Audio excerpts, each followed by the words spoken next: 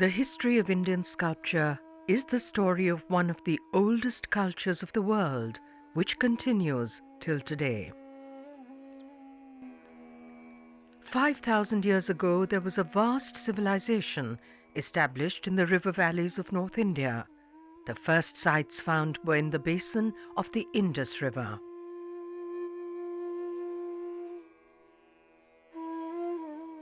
All art found is made on a small scale and is very sophisticated.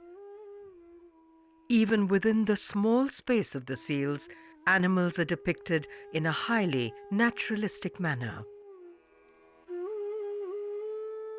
Unlike other cultures, in the thousands of art objects found here, there are no images of warfare or prisoners. One of the most fascinating seals found is that with a depiction of a man in a posture very similar to yoga, which is an essential aspect of the spiritual life of India till today.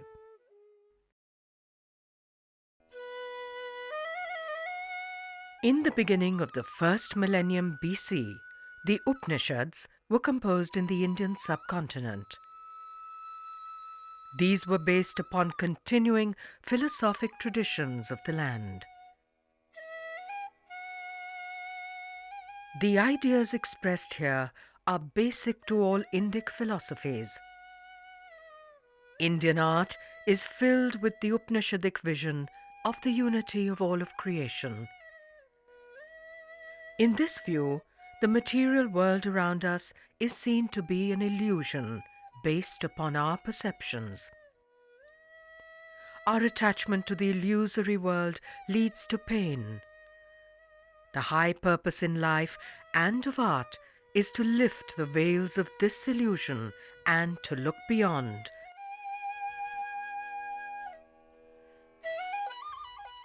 In the 3rd century BC, Emperor Ashoka erected several large pillars with capitals and inscribed his edicts upon rocks. In keeping with ancient traditions, the inscriptions show that the emperor was preoccupied with dharma, one's duty to the whole of existence.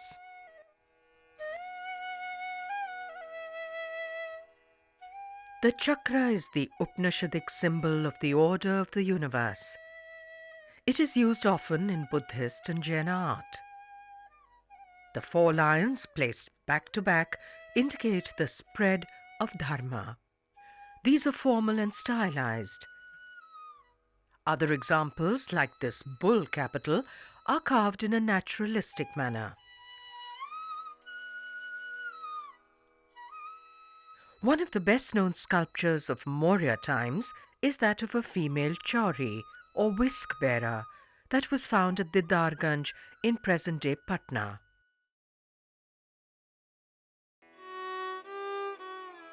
The Shungas, who ruled in the 2nd and 1st centuries BC, worshipped Hindu deities and were also benevolent to the Buddhist Sangha. Around 100 BC, a great Buddhist stupa was made at Bharhut in present-day Madhya Pradesh. A railing or vedika and a gateway or torana were made around it. Unlike the imperial art of the Mauryas, inscriptions here show that the reliefs and figures were donated by lay people, monks and nuns. Images of yakshas and yakshis represent the protection of nature and its great fertility, which ensures the continuance of life. The Hindu deity of prosperity and abundance, Lakshmi, is also made on the Vedika. The Vedika reliefs depict many scenes from the life of the Buddha and from his previous lives. The Buddha himself is never made in this early Buddhist art. Instead, there are symbols which indicate his presence.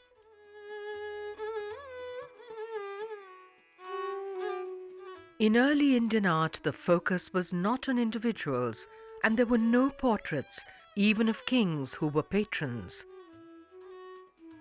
In fact, in the Chitra Sutra, the ancient Indian treatise on art, it is the eternal themes and not personalities which are the fitting subject of art.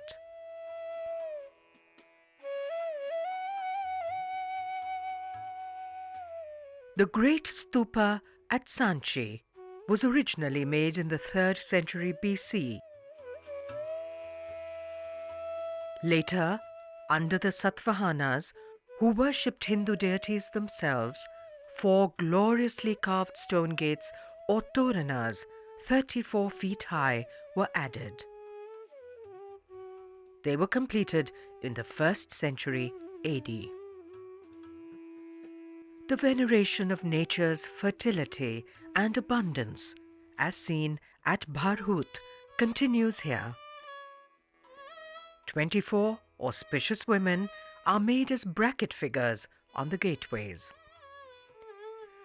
Reliefs made on the gateways reflect the lives of the towns and villages at that time.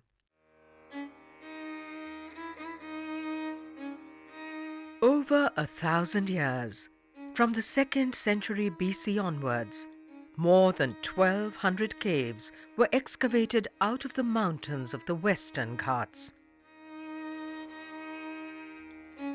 The first phase of prolific excavation was from the 2nd century BC till the 3rd century AD, under the rule of the Satavahanas and the Kshatrapas.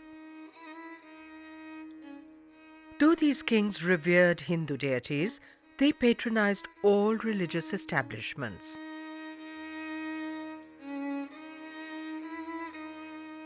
Individual sculptures and pillars were donated by merchants, bankers, gardeners, farmers, fishermen, housewives and others, including Greek devotees. This Chaityagriha or prayer hall was made at Bhaja in Pune district in the 2nd century BC. For Buddhists and Jainas, the stupa is a symbol of the passage from the world of illusion to that of eternal bliss.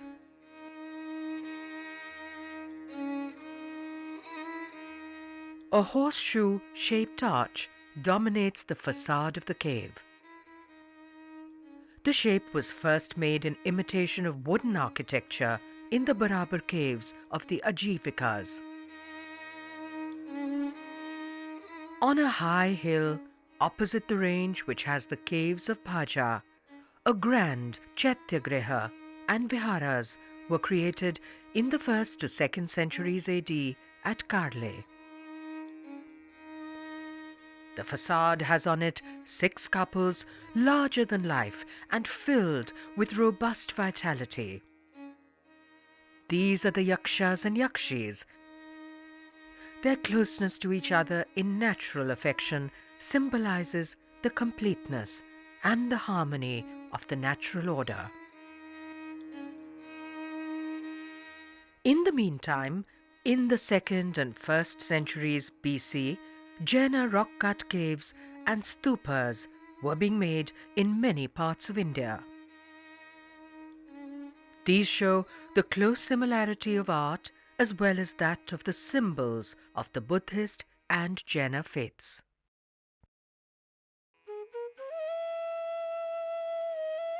The Kushanas ruled from the 1st to the 3rd centuries AD. They came from southern China.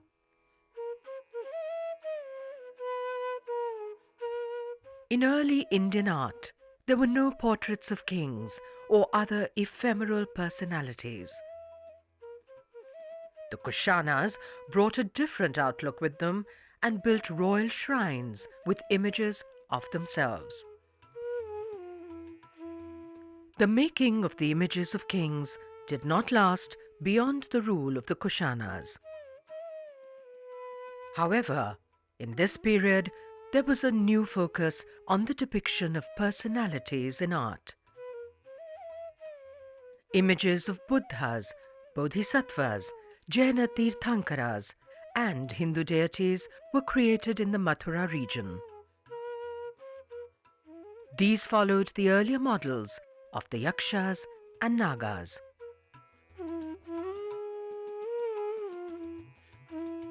The form in which the Buddha was presented was that of an enlightened being, one out of many, with 32 attributes that identified him as such.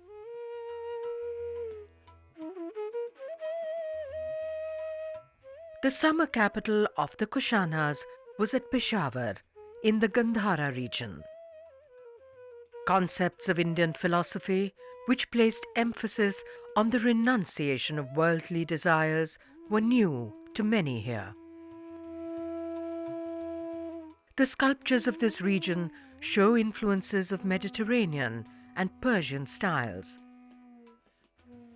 Instead of the spiritual idealized forms of the Indic mainstream tradition, these attempt to present the appearance and expressions of people in the world. In early Buddhism, the focus was within oneself, on the potential for enlightenment, which is in each of us.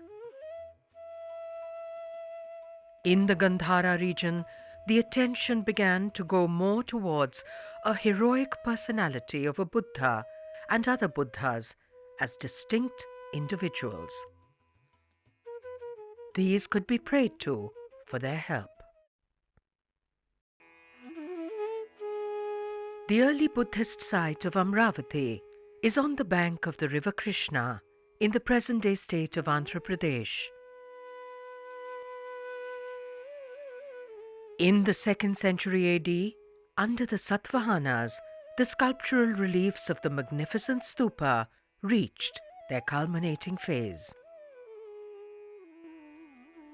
A world of Buddhist narratives was created. The Satvahana rulers were devoted to Hindu deities and gave grants to the Buddhist Sangha. However, as in central and western India, the art was patronized by the people.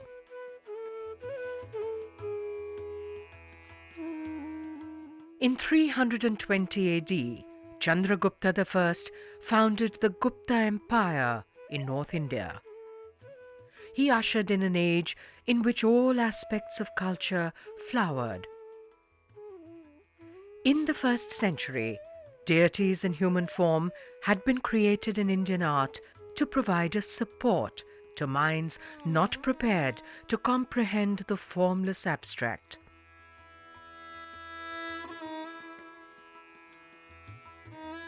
The human form had to be created, which rose above itself.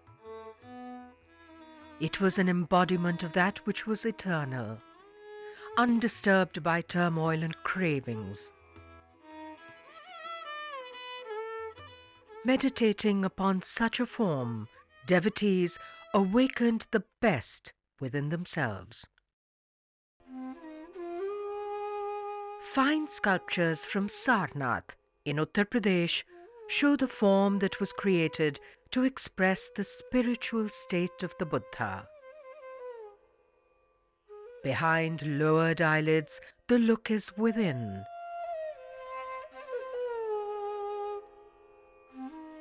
It is around this time that the Chitra Sutra, the oldest known treatise on art, was penned, out of traditions which were ongoing. Canons guided the artist. Individual achievement and works of rare beauty were born out of the immediate experience of the artist of the visualized reality itself.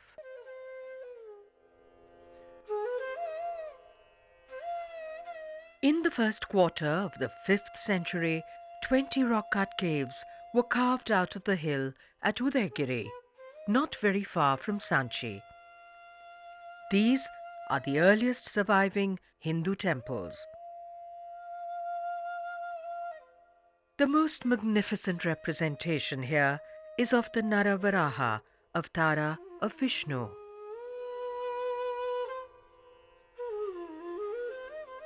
At Deogarh, near Jhansi in Uttar Pradesh, stands a temple to Vishnu, dated to about 500 AD. On 3 sides of the temple are niches which depict different avatars of Vishnu.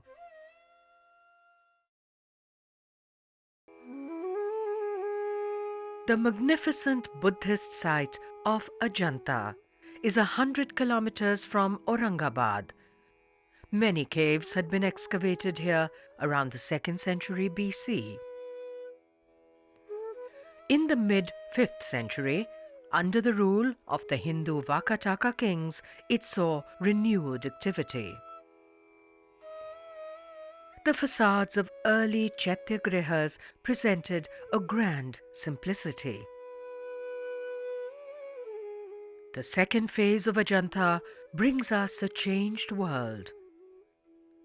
The many figures made now display a great humanity.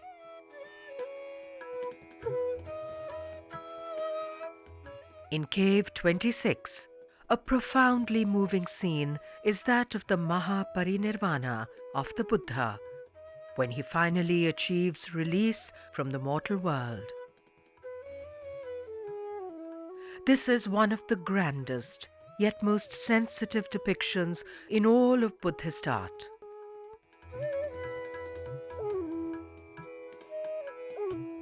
At the site of Kanheri, within present-day Mumbai, were made great Buddhas over 22 feet high in the 5th century.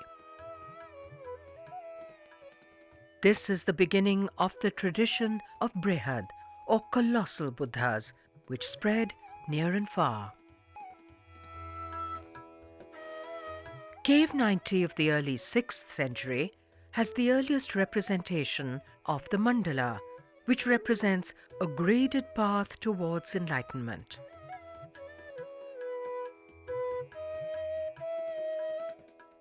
The most wondrous Hindu excavation of the 6th century is on Gharapuri Island in Mumbai harbour.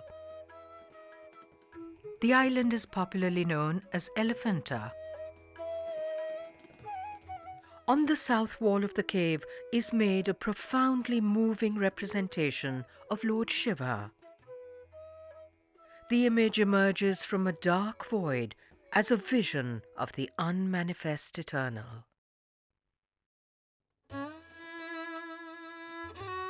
The red sandstone cliffs of Badami in Karnataka offered a spectacular setting for the excavation of 4 caves.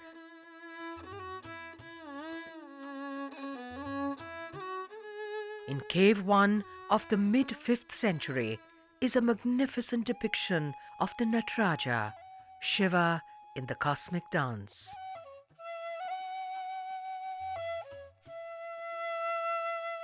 It is in the Virupaksha temple of the 8th century at Pattadakkal that we encounter the full glory of art under the early Chalukyas.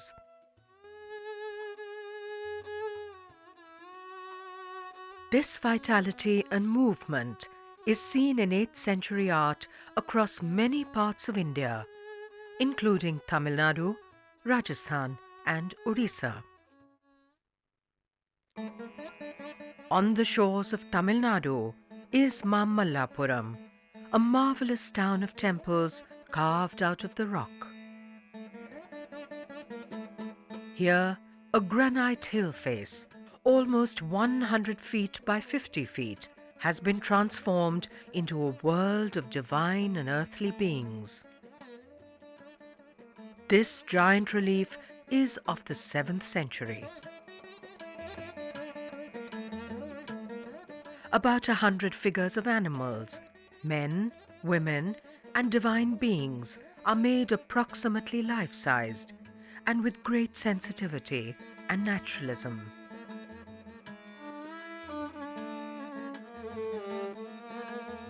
One of the most magnificent depictions in Mamallapuram is that of Mahishasuramartini, made in a 7th century cave. Durga, a feminine aspect of Shiva, battles the demon buffalo or Mahisha, who represents the evil of ignorance. The Adi Varaha cave is notable for having the portraits of King Narasimhavarman and his son with their wives. After the period of the Kushanas, these are the earliest surviving portraits of Indian kings.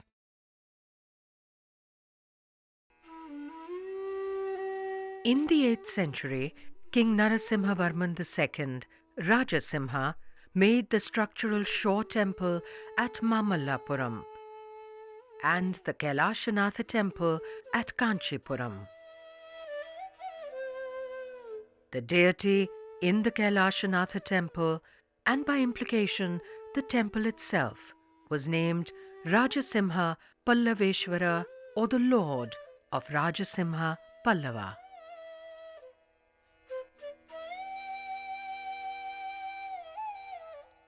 Besides the Shivalinga, the shrines of the temple have the image of the Soma Skanda. This shows Shiva with Parvati as Uma and their son Skanda or Kartikeya. The Lord and his spouse are presented as universal parents. A parallel is drawn between the divine family and that of the king. Unlike the art of ancient India, now the grandeur of the king is being expressed through the art. In the 8th century, a vast section of a rocky hillock at Kalugumalai was carved into an unfinished Shiva temple. The many figures carved on the tiers of the roof are graceful and in naturalistic poses.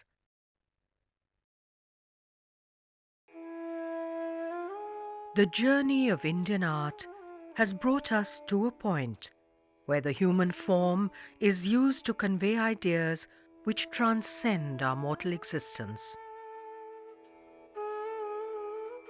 The subject of the art is the depiction of the essence and not only the optical reality of the world.